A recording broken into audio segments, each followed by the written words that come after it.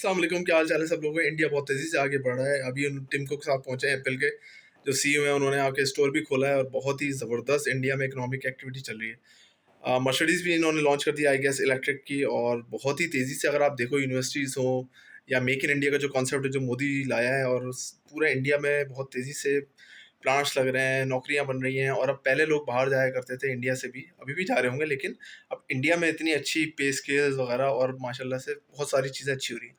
मगर इंडिया एक बहुत बड़ी गलती कर बैठा है इस पूरे दौरान में, और वो पाकिस्तान से उसको वो चीज़ सीखनी चाहिए, क्योंकि पाकिस्तान का जो आज डाउनफॉल है वो उसी चीज़ की वजह से है। उसका स्टार्ट उसी चीज़ से। क्या है वो चीज़? एक्सट्रीमिज्म। पाकिस्तान ने 1980s के दौर में, अगर आपको याद हो, अफ़गानिस्तान में वॉर हुई। रशिया ने इन्वेड किया अफ़गानिस्तान में, और यहाँ पे जो हमारे सिपह-सलार साहब थे, ज़िया उल हक साहब, यानी कि चीफ़ ऑफ आर्मी स्टाफ और प्रेसिडेंट, उन्होंने फैसला किया कि भाई पाकिस्तान इस जंग का हिस्सा बनेगा।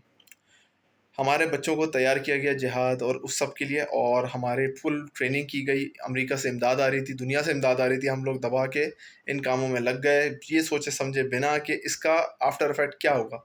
आप एक पेड़ उगाओगे, आप एक चीज़ को फैलाओगे, फिर वो चीज़ आपके कंट्रोल में नहीं रहती। यही हुआ फिर।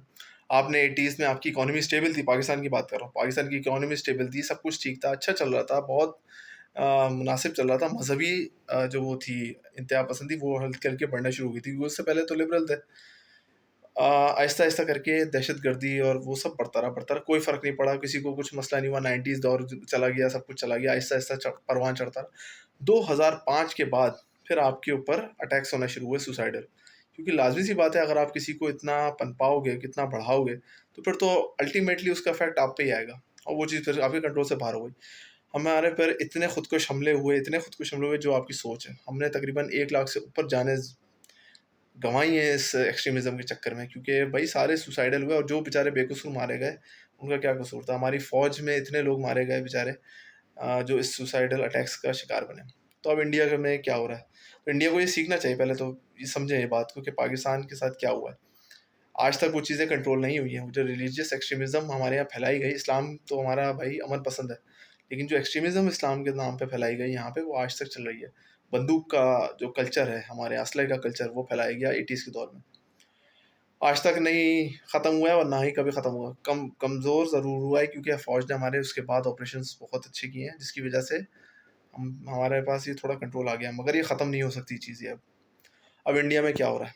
2014 के बाद से, जब से मोदी साहब आए हैं, पहले तो उन्होंने गुजरात में जो किया वो आपके सामने है, उसके बाद एक्सट्रीमिज़्म की लहर एक चल पड़ी। हिंदुत्व के जो कॉन्सेप्ट है इंडिया में आप चल पड़ा है, और आप देखो कि जो एक गाय के ऊपर आपके यहाँ जो लड़ाइयाँ होती हैं, मतलब बंदों को मार देते हैं, गाय की ज़्यादा वैल्यू है एक बंदे से ज़्यादा। मतलब कहाँ का इंसाफ है भाई? ये इंसान की वैल्यू किधर गई? एक मुसलमान जो वहाँ पे अपने आप को पहले बहुत ही सेफ समझता था, जो सेक्युलर इंडिया का था, एक ताल्लुक था ना भाई, लोग बोलते थे इंडिया बड़ा सेक्युलर है, क्योंकि था भी। मगर अब वो चीज़ें आहिस्ता-आहिस्ता कम होती जा रही हैं। अगर मैं गलत हूँ तो आप लोग ज़रूर बताइए, हम तो रिपोर्ट्स पढ़ सकते हैं। हम तो पाकिस्तान से बैठ के रिपोर्ट्स पे ही बात कर रहे हैं।